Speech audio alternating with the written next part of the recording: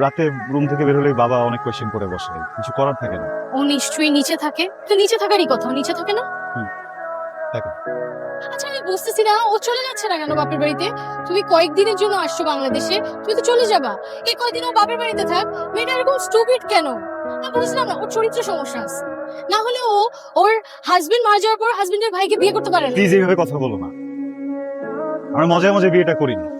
সিচুয়েশনটা বোঝো, আমার টুইন ব্রাদার মারা গেছে, ফ্যামিলি সিচুয়েশন বুঝতেছো তুমি? আমার বাবা তো খুব শখ করে বিয়েটা দেয়নি, আমি আমার বাবাকে না করতে পারিনি, উনি কিভাবে আমার বাবাকে না করতে বলো? তুমি আমার ফ্যামিলি মেম্বারকে নিয়ে বাজে কথা বলতেছো। খুব গায়ে লেগে যাচ্ছে না?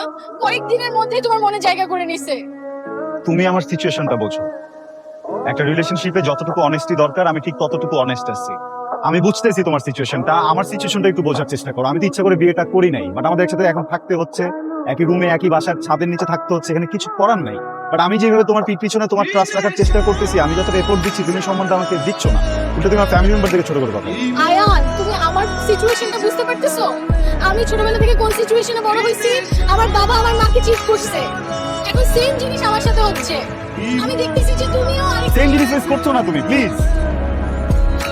না, তোমার বাবাও তোমার মাকে না বলে একটা বিয়ে করে ফেলছিল, আমি হয়তো তোমাকে না বলে এটা করছি, বাট আমি নিজে এসে তোমাকে এটা বলছি।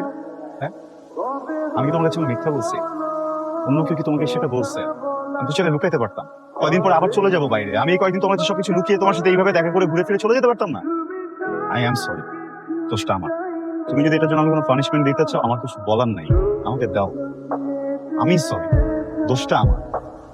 আমার আমার আমার ভাই আর নাই, আমার দিকেরই প্রবলেম। আমি কি বলবো? I am sorry. এটাকে আমার মেনে নেওয়া সহজ। কিভাবে বলবো প্লিজ? ভালো তো বাসি, তাই না? না হলে তো এত কিছু এই পর্যন্তই আসতো। ঠিক আছে, আমি